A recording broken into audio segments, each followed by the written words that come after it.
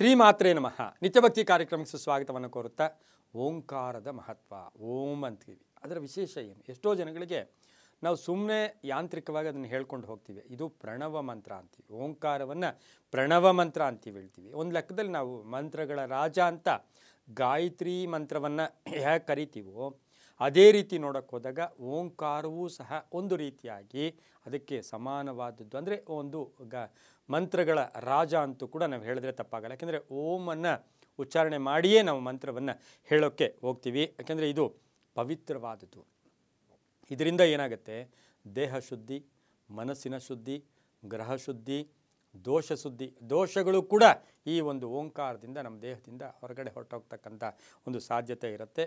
ಓಂ ಶಬ್ದದಿಂದ ನೋಡಿ, ಓಂ ಅಂತ ಶಬ್ದದಿಂದ ನಾವು ದೇವರ ಮಂತ್ರವನ್ನು ಪ್ರಾರಂಭ ಮಾಡ್ತೀವಿ.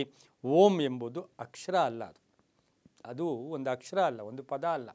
ಅಕಾರ ಉಕಾರ ಮಕಾರಗಳ ಅಕಾರ ಉಕಾರ ಮಕಾರಗಳ ಸಂಯೋಗ. ಅಂದರೆ ಎಲ್ಲೋ ಒಂದು ಕಡೆ ಆ ಸಂಗಮ, ಅದನ್ನು ನಾವು ಅಕಾರ ಉಕಾರ ಮಕಾರಗಳ ಸಂಗಮವೇ ಓಂ. ಎಷ್ಟೋ ಸರಿ ಹೇಳ್ತಾ ಇರ್ತೀನಿ, ನಾನೇ ಹೇಳ್ತೇನೆ ಎಷ್ಟೋ ಜನಕ್ಕೆ, ನೀವು ಯಾವ ಮಂತ್ರನೂ ಹೇಳ್ಕೊಬೇಡಿ, ನಿಮ್ಗೆ ಯಾವುದೂ ಗೊತ್ತಿಲ್ಲ, ಕೇವಲ ಒಂದು ಸ್ವಲ್ಪ ಹೊತ್ತು ಓ ನೋಡಿ, ನಾಭಿಯಿಂದ ನಮ್ಮ ಏನು ಇಡೀ ದೇಹ ಪೂರ್ತಿ ಸಪ್ತ ಚಕ್ರಗಳು ಕೂಡ ಜಾಗೃತಿ ಆಗ್ತಕ್ಕಂಥ ಸಾಧ್ಯತೆ ಈ ಓಂಕಾರದಿಂದ ಇದೆ. ಯಾಕೆ ಇವತ್ತಿನ ದಿವಸ ಈ ವಿಷಯದ ಬಗ್ಗೆ ಪ್ರಸ್ತಾಪ ಅಂದಾಗ ನಮಗೆಲ್ಲ ಗೊತ್ತು, ಏನೂ ಗೊತ್ತಿಲ್ಲ. ಎಲ್ಲವೂ ಗೊತ್ತಿದ್ದು ಆಚರಣೆ ಗೊತ್ತಿಲ್ಲ. ಆಚರಣೆ ಗೊತ್ತಿದ್ದು ನಿರ್ಲಕ್ಷ್ಯತನದಿಂದ ಜೀವನವೇ ಅಲ್ಲೋಲ ಕಲ್ಲೋಲ ಆಗಿಬಿಡುತ್ತೆ. ಎಷ್ಟೋ ಸಾರಿ ಮಂತ್ರಗಳಿಂದ ಸಾಕಷ್ಟು ಪರಿಹಾರಗಳು ಸಿಗತ್ತೆ, ಮಂತ್ರಗಳಿಂದ ಜೀವನ ಸುಖಮಯವಾಗಿರುತ್ತೆ, ಮಂತ್ರಗಳಿಂದ ಆಯು ವೃದ್ಧಿಯಾಗತ್ತೆ, ಮಂತ್ರಗಳಿಂದ ನಾವು ಮೋಕ್ಷವನ್ನು ಕೂಡ ಪಡೀಬೋದು. ಜಗತ್ಸರ್ವಂ ದೈವಾಧೀನಂ, ದೈವಂ ಮಂತ್ರಾಧೀನಂ. ಜಗತ್ಸರ್ವಂ ದೈವಾಧೀನಂ, ದೈವಂ ಮಂತ್ರಾಧೀನಂ, ಮಂತ್ರಂ ಗ್ರಹಾಧೀನಂ. ಅದೆಲ್ಲಕ್ಕಿಂತ ಮಂತ್ರಾಧೀನ ಭಗವಂತ ಕೂಡ ಆಗಿರ್ತಾನೆ. ಈ ಆದಿ ಮತ್ತು ಅಂತ್ಯದ ಒಂದು ಪ್ರತಿಬಿಂಬ, ಆದಿ ಮತ್ತು ಅಂತ್ಯದ ಪ್ರತಿಬಿಂಬ ಯಾವುದು ಅಂದರೆ ಅದು ಓಂಕಾರ ಕೂಡ ಆಗುತ್ತೆ. ಒತ್ತಡಗಳಿಂದ ಮುಕ್ತರಾಗ್ತೀವಿ. ಹಾಗೆಯೇ ಆರೋಗ್ಯದಲ್ಲಿ ಚೇತರಿಕೆ ಕಾಣ್ತಕ್ಕಂಥದ್ದು. ಪ್ರಾಚೀನ ಋಷಿಗಳು ಯಾಕೆ ಅಷ್ಟು ವರ್ಷ ಇದ್ದರು, ಅಷ್ಟಷ್ಟು ದಿವಸ ಇದ್ದರು, ಅಷ್ಟಷ್ಟು ವರ್ಷಗಳು ಬದುಕಿದ್ರು ಅಂದರೆ ಈ ಓಂಕಾರದಿಂದ. ನೀವು ಎಲ್ಲೋ ಪ್ರಯಾಣ ಮಾಡ್ತಾ ಇದ್ದೀರಾ, ಓಂ ಬರ್ತಾ ಇರಬೇಕು. ಪ್ರಯಾಣ ಇರಲಿ ಎಲ್ಲ ಕಡೆ. ಆದರೆ ಜಪಕ್ಕೆ ಹೇಳಿದ್ವಿ ನಾವು, ಜಪ ಮಾಡುವಾಗ ಎಲ್ಲೋ ಒಂದು ಕಡೆ ನಿರ್ಜನ ಪ್ರದೇಶ, ಏಕಾಂತದಲ್ಲಿ. ಆದರೆ ಓಂಕಾರ ಸರ್ವ ಕಾಲದಲ್ಲೂ ಕೂಡ ಓಂಕಾರವನ್ನು ನಾವು ಜಪ ಮಾಡ್ಕೊಳ್ಳೋಕ್ಕೆ ಹೋಗ್ಬೋದು ಅಂತ ಹೇಳುತ್ತೆ. ಎಷ್ಟೋ ಸರಿ ಇದನ್ನು ವಿದೇಶಿ ಯೂನಿವರ್ಸಿಟಿಗಳಲ್ಲಿ ಈ ಓಂಕಾರದ ಬಗ್ಗೆ ಒಂದು ಕೂಲಂಕುಷವಾಗಿ ಎಲ್ಲೋ ಒಂದು ಕಡೆ ಭಾಳಷ್ಟು ಅದರ ಬಗ್ಗೆ ಚರ್ಚೆಗಳಿರ್ಬೋದು, ಅದರ ಬಗ್ಗೆ ಸಂಶೋಧನೆಗಳು ಕೂಡ ನಡೆಸಿದ ಆದಮೇಲೆ ಅವ್ರು ಹೇಳಿದ್ದಾರೆ, ಈ ಓಂಕಾರ ಅನ್ನೋದು ಮೃತ್ಯುಂಜಯ.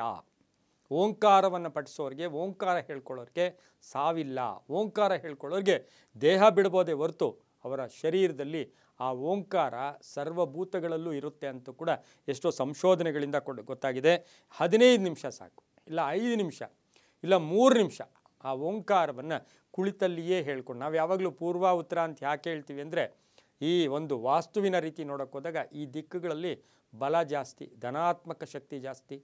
ಹಾಗಾಗಿ ಆ ದಿಕ್ಕುಗಳನ್ನು ನೋಡಿ ನೀವು ಈ ಓಂಕಾರವನ್ನು ಹೇಳ್ಕೊಳ್ಳಿ ಅಂತ ಹೇಳ್ತೀವಿ. ಇದರಿಂದ ಒತ್ತಡಗಳು ಕಡಿಮೆ ಆಗುತ್ತೆ, ರಕ್ತ ಸಂಚಾರ ಚೆನ್ನಾಗಿರುತ್ತೆ, ಆರೋಗ್ಯ ಚೆನ್ನಾಗಿರುತ್ತೆ, ಶ್ವಾಸಕೋಶಗಳು ಶುದ್ಧಿ ಆಗುತ್ತೆ, ಉಸಿರಾಟ ಪ್ರಕ್ರಿಯೆ ಚೆನ್ನಾಗಿರುತ್ತೆ. ನಾವೆಷ್ಟೋ ಸರಿ ಹೇಳ್ತೀವಿ, ಹೋಮ ಮಾಡಿದ ಜಾಗದಲ್ಲಿ, ಈಗ ಆ ಹೋಮ ಮಾಡಿದ ಜಾಗ ಹೇಗಿರುತ್ತೆ ಅಂದರೆ ಎಲ್ಲ ಸರ್ವದೋಷಗಳನ್ನು ಹೋಗಲಾಡಿಸುತ್ತೆ. ಓಂಕಾರ ಹೇಳಿದ ಜಾಗದಲ್ಲಿ ಸರ್ವದೋಷಗಳು ಕೂಡ ಹೋಗುತ್ತೆ. ಎಷ್ಟೋ ಹೋಮ ಮಾಡಿದ ಫಲ ಕೂಡ ಓಂಕಾರದಿಂದ ಸಿಗುತ್ತೆ.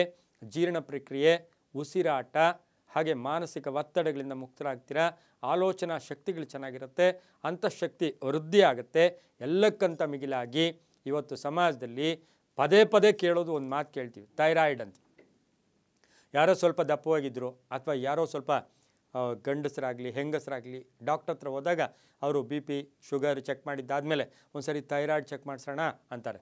ಈ ಥೈರಾಯ್ಡ್ನ ಪ್ರಾಬ್ಲಮ್ಮ, ಈ ಥೈರಾಯ್ಡಿನ ತೊಂದರೆ ಈ ಓಂಕಾರದಿಂದ ಕೂಡ ಹೋಗುತ್ತೆ. ನಂಬಿಕೆ, ಅನುಭವ, ನಾವು ಅನುಭವಪೂರ್ವಕವಾಗಿ ಹೇಳ್ತೀವಿ, ನಂಬಿಕೆ ಪೂರ್ವಕವಾಗಿ ಹೇಳ್ತೀವಿ. ಓಂಕಾರದಲ್ಲಿ ಅಷ್ಟು ಪ್ರಾಶಸ್ತ್ಯ. ಪ್ರತಿನಿತ್ಯ 5 ನಿಮಿಷ ನಿಮ್ಮ ಮನೆಯಲ್ಲಿ ನೀವೇ ಕುಳಿತು ಈ ಓಂಕಾರವನ್ನು ಜಪ ಮಾಡ್ಕೊಳ್ಳಿ. ಅಷ್ಟು ಮಹತ್ತರವಾದ್ದು, ಮೃತ್ಯುಂಜಯಕಾರಕ.